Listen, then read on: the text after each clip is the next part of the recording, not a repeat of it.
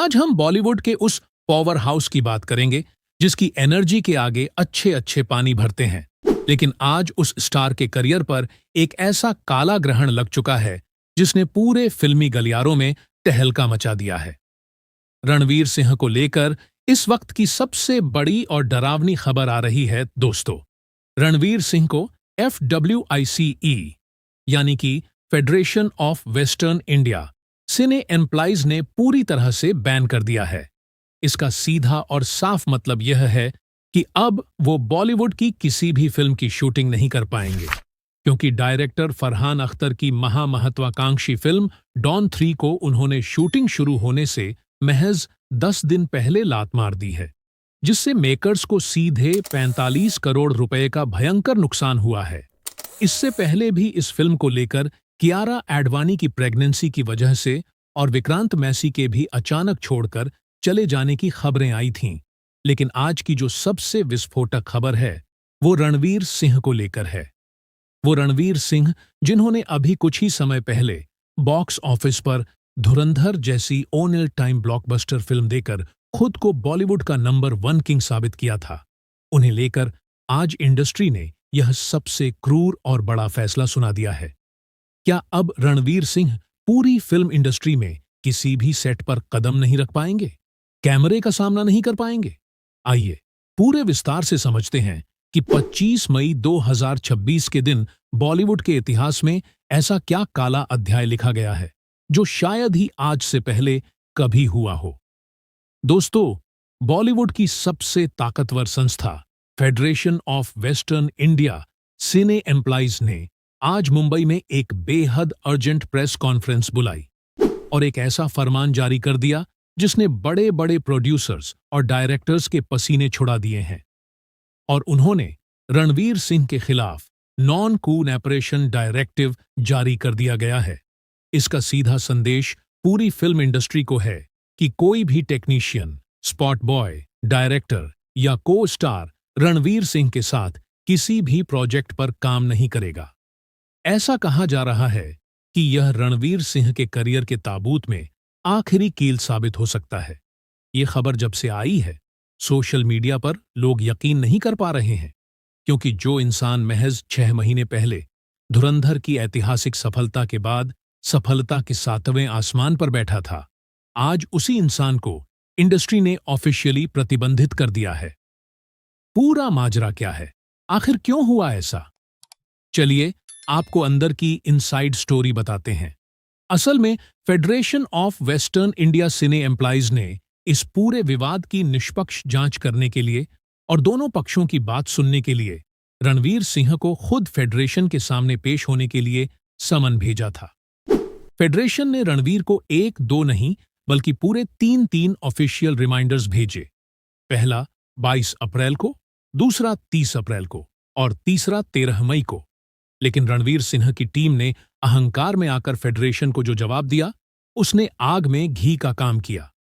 रणवीर की तरफ से कहा गया कि federation of western India cine employees इस कॉन्ट्रैक्ट के आपसी विवाद को सुलझाने का सही मंच नहीं है।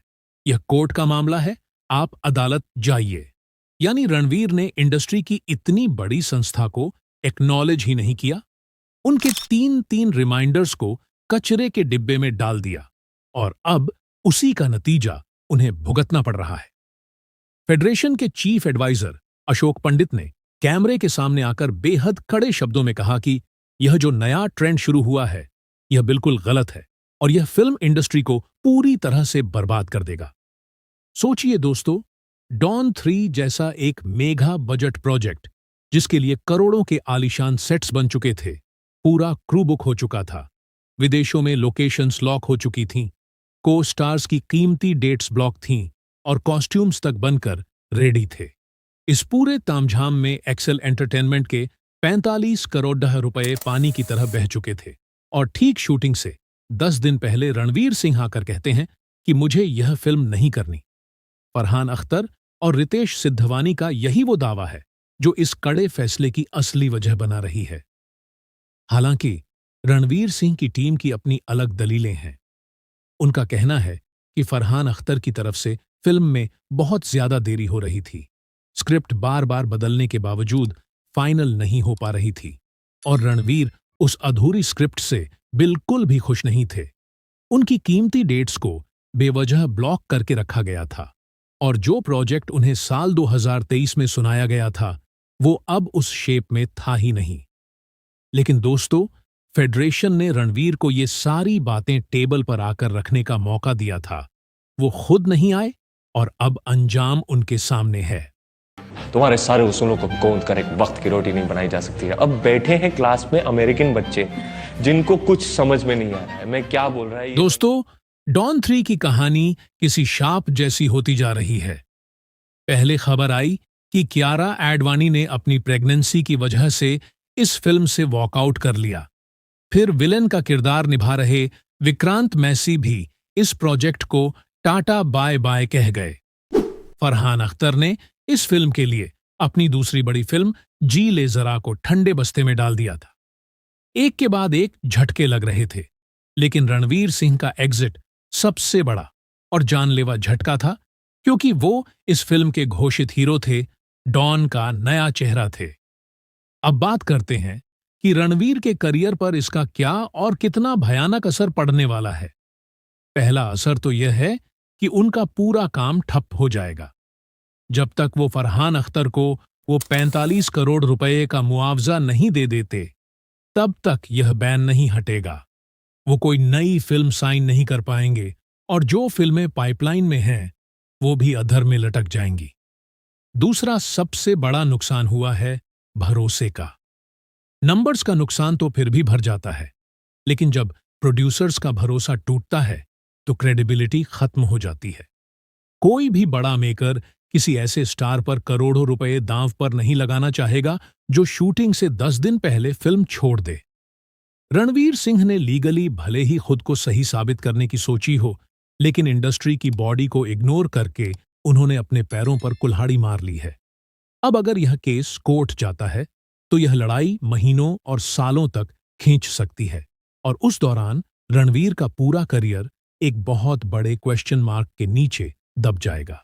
धुरंधर की ब्लॉकबस्टर कामयाबी के बाद जो उनकी कमबैक किंग वाली इमेज बनी थी, उसे इस विवाद ने पूरी तरह से मटियामेट कर दिया है।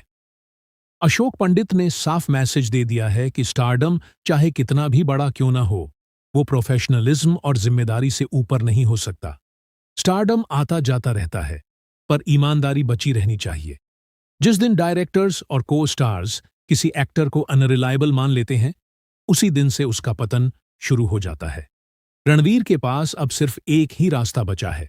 अहंकार छोड़े, टेबल पर बैठे, एक्सेल एंटरटेनमेंट और FWICE के साथ जल्द से जल्द सेटलमेंट करे, क्योंकि 45 करोड़ एक बहुत बड़ी रकम जरूर है, लेकिन एक सुपरस्टार का करियर पूरी तरह तबाह हो जाए, उससे बड़ी तो बिल्कुल नहीं है।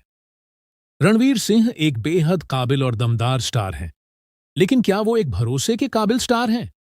यह बात अब उन्हें खुद साबित करनी होगी।